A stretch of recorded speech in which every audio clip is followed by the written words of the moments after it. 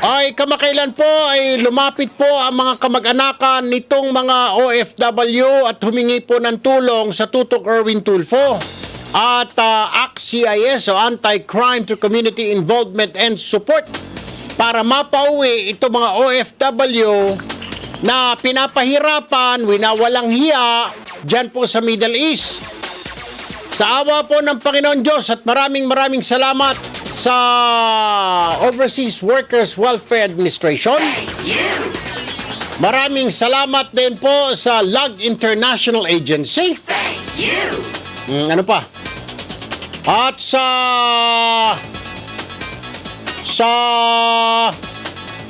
may bahay. Ayan, ay salamat. Sa Non-Stop Agency, Happy World Human Resources,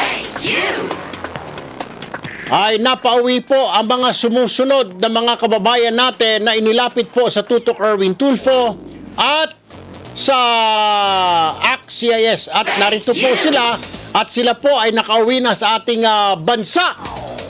Sila po ay sina Estrelita Gomban mula po sa Qatar, Mary Jane Estacio mula po sa Saudi Arabia, Christine Insyong mula Jeddah, Saudi Arabia, Rhea May Orokay sa Kuwait, si Irene de Guzman galing sa Saudi Arabia, si Maria Espinolo mula po sa Kuwait, si Catherine Trumpo sa Dammam, Saudi Arabia, at si James De Leon mula po sa Dammam.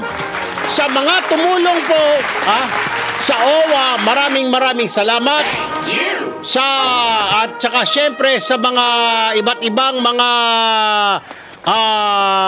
private or employment agency, maraming salamat po sa inyong tulong. Nasa linya po ng aming telepono si Attorney Hans Leo Kakdak ng OWA, o siya po ang administrator ng OWA. Magandang umaga po, Attorney Kakdak, sir. Magandang umaga, Sir Erwin, sa inyong mga tagapanood, tagapakinig. Mabuhay po kayo. Ay, kaya ho kami tumatawag para kami ho'y magpasalamat at 10 nitong mga kaanak ng mga OFW na napauwi ho ninyo sa tulong po ninyo na inilapit po ng Tutok Erwin Tulfo at ACT-CIS, napauwi ho agad sa loob lamang ng 1 buwan. Maraming salamat po, Attorney Hans Leo Kakdak, at sa inyong mga tauhan dito at doon sa ibayong dagat.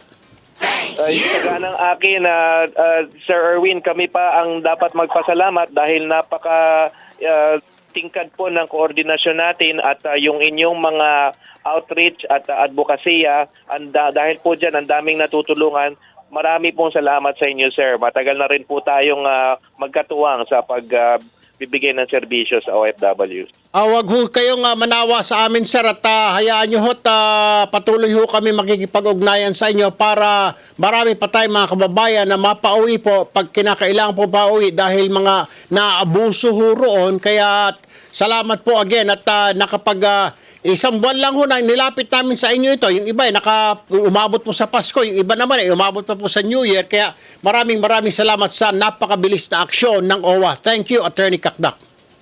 Yes po, sir. Basta kayo po at basta sa ating mga OFWs, kanilang mga pamilya, nandito po tayo. Again, lubos po ang aming pasasalamat sa inyo, sir. Thank you po, Attorney Kakdak, at magandang umaga. Mabuhay po ang OWA, sir. Thank you po. Mabuhay po kayo, sir. Mabuhay po kayo.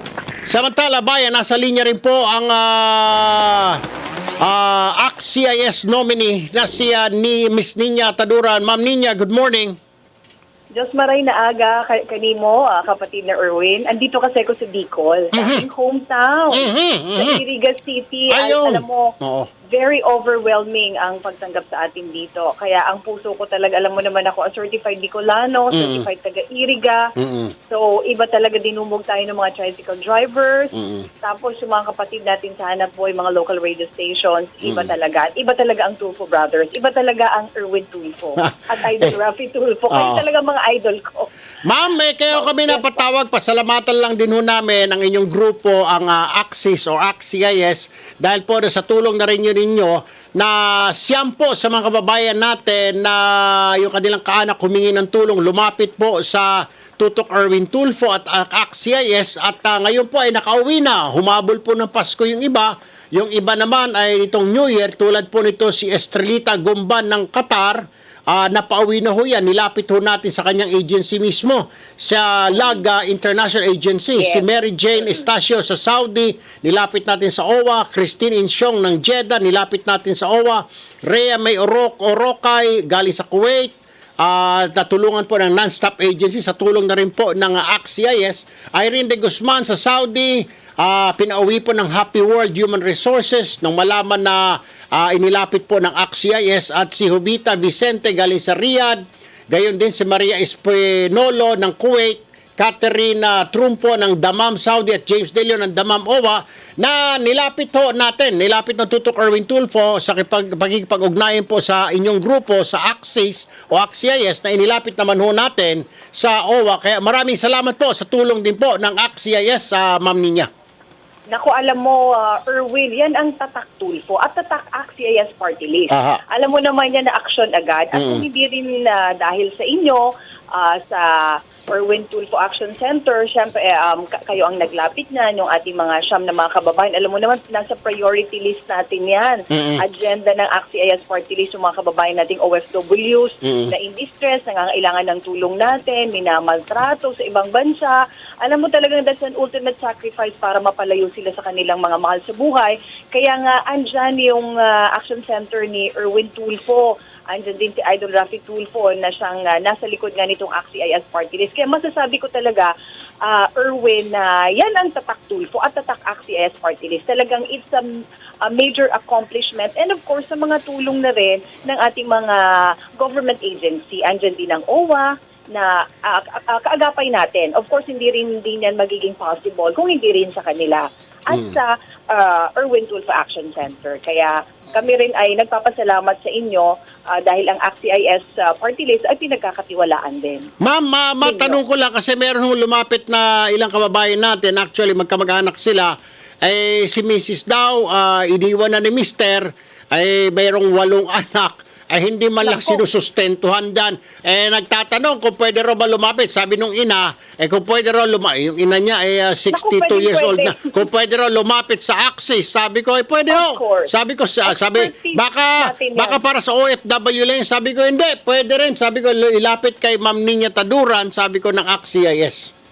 Of course, expertise natin yan kasi yung programa natin, advocacy natin yan, isa rin yan sa basta mga kababaihan na inaapi ng kanilang mga partner, ng kanilang asawa. Talaga andyan tayo para umagapay sa kanila. Lalo na walang sustento, madali lang yan. So pwedeng-pwede po, very welcome sila sa ACT-CIS party list.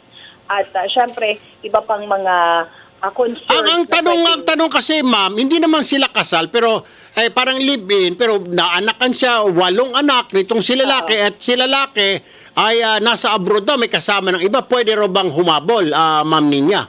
Ay, pwedeng-pwede. Kasi for as long as in-acknowledge nung father, nasa birth certificate yung pangalan ng tatay. Nasa birth certificate. Pwedeng habulin.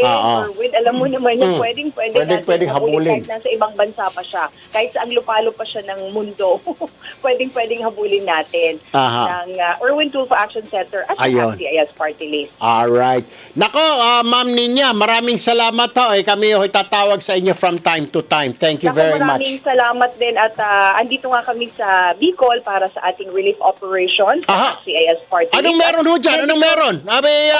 Yung sa Usman pa rin yan. Yung inyong ginagawang relief dyan ng ACT-CIS. Yes. Kasi I was here last week para to attend the alumni.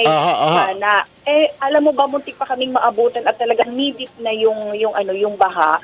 So sabi ko nga, kailangan kong bumalik dito kasi mismo mga kababayan ko, nakita ko talaga yung sitwasyon. In fact, di ba ang ating mahal na Pangulo, sabi niya, it's about time yung sa road users tax natin, i-abolish na ang road users board para ilaan sa ating flood control program, especially sa Bicol. So kaya, mas lalong minahal ang ating Pangulong Duterte dahil nga dun sa kanyang sinabi yan. Kasi, alam mo, Erwin, kailangan namin yung flood control project na yan. Kasi sabi ko nga sa mga interview ko dito kanina sa local radio station, Right. sabi ko part of life na namin ang bagyo. Every single year, nakakaranas kami ng, kasi dahil nga sa global warming, Correct, climate change, oo. lalong tumitindi yung talaga mas matinding bagyo Alright. ang nararanasan dito sa Kabikulan. So, Okay. kailangan na talagang maagapan and masolusyonan. Alright. Once and for all. Naka, Miss Nina Tadura ng AXIS, maraming salamat po. Magandang umaga, mabuhay po ang Magandang AXIS. umaga Thank at you po. mabuhay ka. Samantala,